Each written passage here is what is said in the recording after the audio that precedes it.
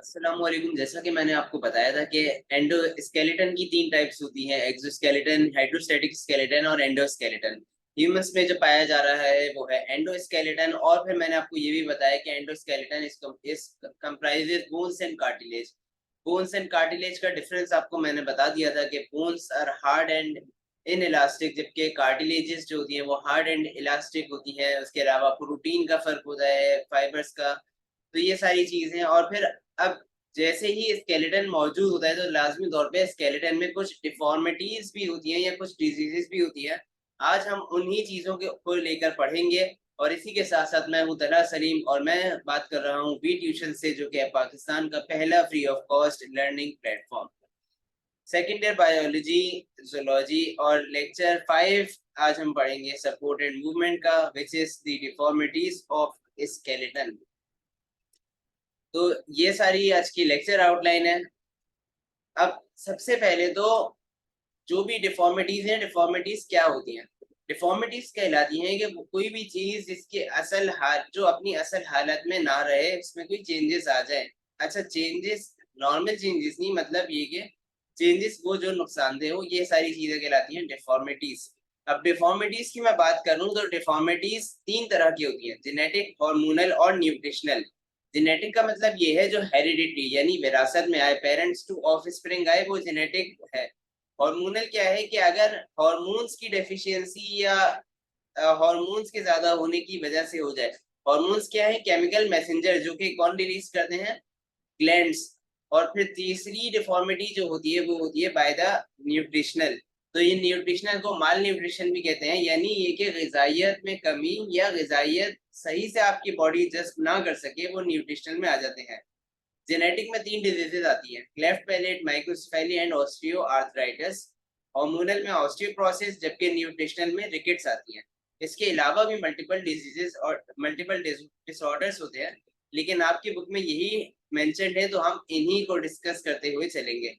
तो सबसे पहले जेनेटिक डिसऑर्डर्स, यानी वो डिसऑर्डर्स जो कि विरासत में आए, यानी ये कि एक चाइल्ड को उसके पेरेंट्स की तरफ से या पेरेंट्स के भी पेरेंट्स की तरफ से हासिल हुए, वो जेनेटिक डिसऑर्डर है। तो सबसे पहले इसमें आता है क्लेफ्ट पैलेट।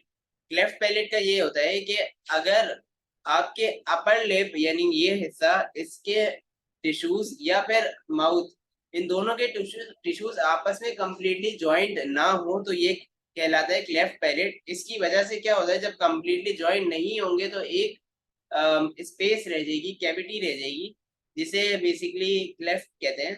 और अब क्योंकि ये जो क्लेफ्ट बना है, इसमें प्रॉपर टिश्यूज नहीं है, तो लाजमी तौर पे कुछ ना कुछ कंडीशंस का सामना करना पड़ेगा चाइल्ड को। वो है जैसे कि ब्रीथिंग में कुछ को प्रॉब्लम होती है, इसके अलावा इंटेलिजेंस में थोड़ा इशू होता है, डाइजेशन में कुछ इश्यूज आ जाते हैं। तो ये सारी चीजें क्लेफ्ट पैलेट ये, लेकिन ये ठीक हो जाती है बाय सर्जरी। दूसरी आती है जेनेटिक डिसऑर्डर माइक्रोसेफेली। माइक्रो कहते हैं स्मॉल को, सेफेली का लफ्ज सेफेलिक से निकला है, जिसे हेड कहते हैं। तो कहीं पे भी आप पढ़ें सेफेलोथोरैक्स, जैसे सेफेलोथोरैक्स क्या है कि head and thorax are fused together. तो सेफेलोथोरैक्स, सेफेलिक का मतलब होता है हेड, माइक्रो मींस स्मॉल यानी स्मॉल हेड।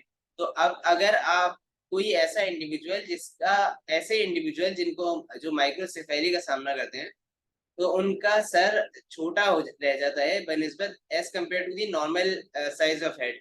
तो अब क्योंकि सर छोटा रह गया एज जो नॉर्मल ग्रोथ है उससे छोटा रह गया, तो अब क्या होगा कि हेड के अंदर क्या बेसिकली ब्रेन मौजूद है, तो इसकी वजह से ब्रेन भी प्रॉपरली डेवलप नहीं हो पाएगा, जिसकी वजह से इनके भी सिम्टम्स वेरी कर रहे होते हैं। जैसे इनका आईक्यू लेवल कम होता है, इनको रीडिंग में इश्यूज होते हैं, लर्निंग में इश्यूज होते हैं, स्पीच प्रॉब्लम्स होती हैं इनको, और इसके अलावा बैलेंस करने में, अपनी बॉडी बैलेंस करने में इश्यूज होते हैं। और भी कई सारी इसके सिम्टम्स है। तो अच्छा, जरूरी नहीं है कि अगर मैंने कहा कि आईक्यू लेवल कम होता है तो हर बच्चे का आईक्यू लेवल कम हो जो माइक्रोसेफेली का पेशेंट है। तो इस माइक्रोसेफेली के जो सिम्टम्स होते हैं वो वेरी करते हैं from patient to patient. Severity depend करती है कि कितना ब्रेन या कौन सा पार्ट ब्रेन का डेवलप नहीं हो पाया, तो उसी हिसाब से फिर सिम्टम्स डेवलप होता है। तीसरी आती है ऑस्टियो आर्थराइटिस। ऑस्टियो बोन से निकला है, आर्थराइटिस यानी वो बीमारी होती है जिसमें जॉइंट्स जो होते हैं वो डिफॉर्म हो जाते हैं। ऑस्टियोआर्थराइटिस में जॉइंट्स डिफॉर्म हो गए, जिसकी वजह से क्या होता है कि मूवमेंट में इश्यूज आ रही हैं, चलने में जॉइंट्स टूट सकते हैं, तो कई सारी यानी हड्डियां टूट सकती हैं और ये कि स्टिफनेस आ जाती है जॉइंट्स में। ये सारी चीजें होती हैं ऑस्टियोआर्थराइटिस में, मेडिसिन वगैरह दी जाती हैं ये इसमें कंडीशन के अंदर। तो ये सारी चीजें आ जाती हैं ऑस्टियोआर्थराइटिस। अब चलते हैं, अच्छा ये मैंने ऑस्टियोआर्थराइटिस की भी एक डायग्राम मेंशन कर दी कि हेल्थी जॉइंट में प्रॉपर विटामिन्स, मिनरल्स वगैरह ये सारी चीजें मौजूद हैं, जबकि ऑस्टियोआर्थराइटिस में एक तो कैल्शियम की कमी बहुत हो जाती है। तो ये सारी चीजें, और ये कि जॉइंट्स इसमें स्वॉलन हो जाता है, फूल जाता है जो जॉइंट्स, और अच्छा जरूरी नहीं जॉइंट्स फूले, जॉइंट्स की शक्ल खराब हो जाती है, जिसकी वजह से क्या हुआ कि अब हड्डियां घिसना शुरू हो जाती हैं। तो उस कंडीशन के अंदर तकलीफ पेशेंट को बहुत होती है। नेक्स्ट आते हैं हार्मोनल डिसऑर्डर्स। हार्मोनल क्या है, जो हार्मोनल चेंजेस की वजह से आए, इसमें एक एग्जांपल है ऑस्टियोपोरोसिस की। ऑस्टियोपोरोसिस क्या होता है, ऑस्टियो यानी बोन्स, और पोरोसिस कहते हैं पोर्स का बनना।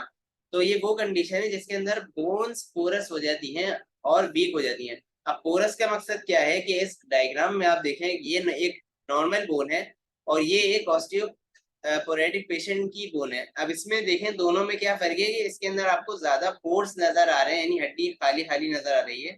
तो इसमें क्या होता है, छोटे छोटे दाने, अगर आपने कभी हड्डी पे देखा हो कि कोई हड्डी होती है इसमें दाने दाने दाने से बने हुए होते हैं, तो वो क्या होते हैं कि अगर ज्यादा वैसी कंडीशन होती है इसमें ज्यादा बेसिकली दाने जैसे बन जाते हैं, तो ये मतलब ये है कि इस बोन में कैल्शियम की डिपोजिशन नहीं हो रही है, इसमें से कैल्शियम निकल रहा है। तो इस कंडीशन में क्या हो रहा है कि बोन्स कमजोर हो जाती है, बोन्स को जितना कैल्शियम चाहिए उतना मौजूद नहीं है। और इसकी एक वजह ये होती है कि या तो ये कि कैल्शियम का इंटेक कम हो गया, या फिर ये कि ईस्ट्रोजन लेवल अगर विमेंस में या खवातीन हजरात में कम हो जाता है, तो उसकी वजह से भी ऑस्टियोपोरोसिस होती है। मोस्टली ऑस्टियोपोरोसिस का शिकार विमेन होती हैं। अच्छा, इसका एक ताल्लुक ये भी होता है कि एज भी एक फैक्टर है इसका, मल्टीपल फैक्टर्स है इसके। तो इसकी रेमेडी भी यही होती है कि कैल्शियम का इंटेक करवाया जाता है और टैबलेट्स मेडिसिन दी जाती हैं, तो उससे फिर भी कुछ बेहतर हो जाती है। हार्मोनल थेरेपी भी होती है इस कंडीशन में। फिर आती है न्यूट्रिशनल या फिर माल न्यूट्रिशनल। न्यूट्रिशनल का मतलब यह है अब ग़िज़ाइयत में कमी, जरूरी नहीं ग़िज़ाइयत में कमी। माल न्यूट्रिशन क्या है कि या तो ग़िज़ाइयत में कमी, या ये कि आप खा रहे हैं लेकिन आप प्रॉपर जो जिनमें ग़िज़ाइयत जो चीज़ें आपको इंटेक करनी है आप वो चीज़ें इंटेक नहीं कर रहे। आप अलग-अलग चीज़ें खा रहे हैं आसान अल्फाज में, तो आप विटामिन्स मिनरल्स वाली चीज़ें ही नहीं इंटेक कर रहे हैं, तो उस कंडीशन में माल न्यूट्रिशन हो जाती है। या फिर ऐसा भी होता है कि आप इंटेक तो कर रहे हैं लेकिन आपकी बॉडी उसे जस्ट या एब्जॉर्ब नहीं कर पा रही, तो उस कंडीशन में एक बीमारी हो जाती है जिसे कहते हैं रिकेट्स। रिकेट्स में क्या है कि रिकेट्स में बोन्स सॉफ्ट यानी कमजोर हो जाती हैं। तो इस वजह से होती है क्योंकि आपकी बॉडी में विटामिन डी की डेफिशिएंसी हो जाती है। विटामिन डी जो है वो यहाँ पे तस्वीर में भी जैसे मैंने दिखाया हुआ है, फिश में मौजूद है, चीज में है, मीट में है, मिल्क में है, और सनलाइट में भी मौजूद होता है। तो अब विटामिन डी का काम क्या है कि विटामिन डी आपकी बोन्स जब मौजूद होता है आपकी बॉडी में, तो ये आपकी बोन्स को हेल्प करता है कैल्शियम एब्जॉर्प्शन में। कैल्शियम जो आपकी बॉडी में एब्जॉर्ब हो रहा है वो by the help of vitamin D हो रहा है। बोन्स के पास विटामिन डी होगा तभी कैल्शियम उनमें एब्जॉर्ब हो सकेगा। अब क्योंकि विटामिन डी नहीं है तो इसकी वजह से ऐसे पेशेंट्स की बोन्स में भी कैल्शियम कम है। तो क्या होता है कि ऐसे जो बच्चे होते हैं जो रिकेट्स का शिकार होते हैं, तो उनकी हड्डियां स्ट्रेट नहीं बल्कि कर्व हो जाती हैं, क्योंकि बॉडी का लोड पड़ रहा है। तो खास तौर पे जो लोअर लेग की जो लोअर लिम्ब की जो बोन्स है वो क्या होता है कि वो थोड़ा कर्व हो जाती हैं, जिसकी वजह से क्या होता है कि अच्छा जिस एक और कंडीशन रिकेट्स में ये है कि अब क्योंकि बोन्स वीक हो रही हैं, सॉफ्ट हो रही हैं, तो उसकी वजह से ये आसानी से टूट सकती हैं। तो ये सारी कंडीशन आती है न्यूट्रिशनल रिकेट्स की, जो कि है एक न्यूट्रिशनल डिसऑर्डर। अब चलते हैं इसके अलावा कोई स्केलेटल रिलेटेड डिसीजेस हैं। अब हम वो पढ़ने चलते हैं। पहली आती है disc slip. Sorry, disc slip क्या है कि मैं वर्टिब्रल कॉलम जो है, वर्टिब्रल कॉलम यानी आपकी रीढ़ की हड्डी जिसे बैकबोन भी कहते हैं, उसके अंदर स्पाइनल कॉर्ड मौजूद है जो कि स्पाइनल कॉर्ड को प्रोटेक्शन दे रही है।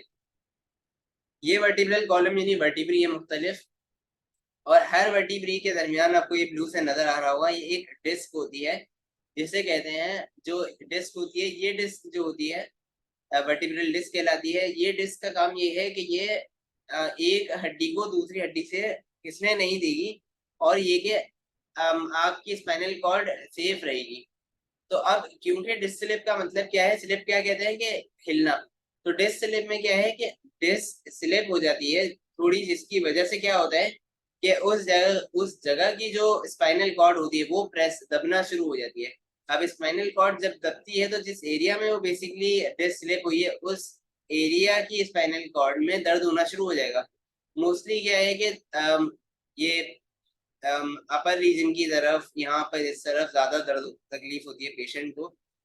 अच्छा, इसका एक और नाम भी है जिसे कहते हैं हर्निएटेड डिस्क। हर्निएटेड डिस्क एक लफ्ज आपने हमेशा सुना होगा हर्निया का। अक्सर क्या होता है कि सुनते हैं कि भाई क्या हुआ, हर्निया होगा। अब हर्निया किस चीज का हुआ? हर्निया कहते हैं किसी भी ऑर्गन का अपनी जगह से हिल जाना, या किसी भी बॉडी पार्ट का अपनी जगह से हिल जाना, वो कहलाता है हर्निया। तो अगर डिस्क हिल गई तो उसे कहते हैं हर्निएटेड डिस्क। इस वजह से किसी को कोई भी बीमारी है, कोई भी कंडीशन हो गई, वो बोले भाई हर्निया का, तो आप पूछे उससे हर्निया किस चीज का हुआ, यानी कौन सा ऐसा आपके बॉडी का पार्ट है जो हिल गया अपनी जगह से। अब हर्निएटेड डिस्क में क्योंकि डिस्क स्लिप हो रही है तो इसमें क्या होता है कि बेड रेस्ट देते हैं और पेन किलर्स देते हैं, तो ये इसकी रेमेडीज होती है। दूसरी डिजीज आती है जिसे कहते हैं स्पॉन्डिलोसिस। स्पॉन्डिलोसिस में क्या होता है कि ये आप देखें, ये एक हेल्दी स्पाइन है, इसके बीच में ये है वर्टिब्रल डिस्क। अब क्या होता है कि स्पॉन्डिलोसिस में ये जो डिस्क है ये घिसना शुरू हो जाती है, या इन शॉर्ट ये कि दो जॉइंट के दरमियान में जो ये जॉइंट है ये कम पड़ना शुरू हो गया, या फिर दो वर्टिब्री के दरमियान में स्पेस कम हो जाती है, जिसकी वजह से क्या होता है कि अब भी अगेन स्पाइनल कॉर्ड दबना शुरू हो जाएगी। तो इस कंडीशन में भी यही कि पेन किलर्स दी जाती हैं। और खास तौर पे स्पॉन्डिलोसिस जो होता है वो इफेक्ट करता है आपकी नेक की वर्टिब्री को। तो गर्दन की हड्डी सबसे ज्यादा मुतासिर होती है, गर्दन यानी गर्दन का हिस्सा। तो अब उस कंडीशन में क्या होता है कि पेशेंट को पहनाया जाता है कॉलर। आपने देखा होगा कि कुछ ऐसे लोग होते हैं जो कि नेक कॉलर पहने हुए होते हैं मुस्तकिल, तो उनको स्पॉन्डिलोसिस होता है, यानी ये कि उनके नेक के जो रीजन में वर्टिब्री हैं उनके दरमियान में जॉइंट्स डिफॉर्म हो गए, कम हो गए, पतले हो गए। तो उस कंडीशन में उनकी स्पाइनल कॉर्ड प्रेस हो रही है, तो इस कंडीशन में स्पाइनल कॉर्ड को एक जगह रखने के लिए कॉलर, हार्ड कॉलर पहनाया जाता है, जो कि क्या करता है कि वो एक तरीके से कुछ टाइम देता है हीलिंग के लिए भी, और ये कि वो ज्यादा बेटर है बनिस्बत अगर उसको हटा दिया जाए तो आपको ज्यादा तकलीफ होगी। तो ये फिर वो भी डिपेंड करता है, कुछ को होता है कि काफी टाइम तक, अरसे तक वो पहने रहते हैं, पेन किलर्स फिर ली जाती है। ये सारी इसकी रेमेडियाँ। आर्थराइटिस आती है। आर्थराइटिस किसे कहते हैं? कि आर्थराइटिस कहते हैं कि वो कंडीशन जिसमें बोन्स स्वॉलन या पेनफुल हो जाए या फिर इमूवेबल हो जाए। यहाँ पर इस तस्वीर में देखें तो यहाँ पर ये हिस्सा देख रहे होंगे आप, ये इन्फ्लेमेट हो गया, ये फूल गया। तो यहाँ पर ये वही कंडीशन होती है आर्थराइटिस की, जिसके अंदर जो बोन्स होती हैं वो फूल जाती हैं, दर्द होता है। यहाँ पे ये होता है कि जॉइंट्स यहाँ पर भी डिफॉर्म हो जाते हैं, खास तौर पे हिप रीजन हो गया या फिर ये कि नी रीजन हो गया। तो आर्थराइटिस की कंडीशन में क्या होता है कि आर्थराइटिस में मेडिसिन दी जाती हैं, या फिर एक्सट्रीम आर्थराइटिस कंडीशन में जॉइंट्स रिप्लेसमेंट होती है, तो ये रबर के जॉइंट्स आते हैं वो लगा दिए जाते हैं, जिसकी वजह से आर्थराइटिस कुछ सही हो जाता है। आर्थराइटिस भी मल्टीपल वायरल इन्फेक्शन की वजह से भी हो सकता है, जेनेटिक्स की वजह से भी हो सकता है। तो ये आर्थराइटिस है, इसका एक प्रॉपर वर्ल्ड डे भी होता है क्योंकि काफी लोगों को आर्थराइटिस की शिकायत होती है। लास्ट डिजीज आती है विच इज शियाटिका। शियाटिका कहते हैं कि जब आपकी नर्व, जिसे कहते हैं शियाटिक प्लेक्सस, ये एक नर्व का नाम है, ये नर्व अगर प्रेस हो जाए डिस्क स्लिप की वजह से, और कौन से रीजन में? लोअर वर्टिब्री, यानी आपके जो लंबर या पेल्विक है उस रीजन में अगर कोई नस हिल जाए, खासतौर पे पेल्विक की बात करती है, तो अगर उधर जो शियाटिक प्लेक्सिस जा रही है वो प्रेस हो जाए डिस्क स्लिप होने की वजह से, तो ये बीमारी होती है जिसे कहते हैं शियाटिका। तो इस कंडीशन में जो लोअर जो आपका पाँव होता है उसमें ज्यादा पेशेंट को तकलीफ होती है। तो यहाँ पर भी रेमेडीज होती हैं, क्योंकि ये क्या है, नर्व है। नर्व क्या होता है कि नर्व खुद रीजनरेट नहीं हो सकती। ये बात याद रखिएगा कि आपकी बॉडी में सेल, नॉर्मल सेल जो आपकी बॉडी में जो डिवाइड हो रहे हैं वो है, और एक सेल जो है वो नर्व सेल हैं जो कि आपके ब्रेन में मौजूद, ब्रेन को बना रहे होते हैं, और आपकी बॉडी में फैले हुए हैं रिसेप्टर्स, इफेक्टर्स वगैरह में सिग्नल दे रहे हैं या लेकर आ रहे हैं सिग्नल। तो ये जो नर्व होती हैं ये डिवाइड या रीजनरेट नहीं करती।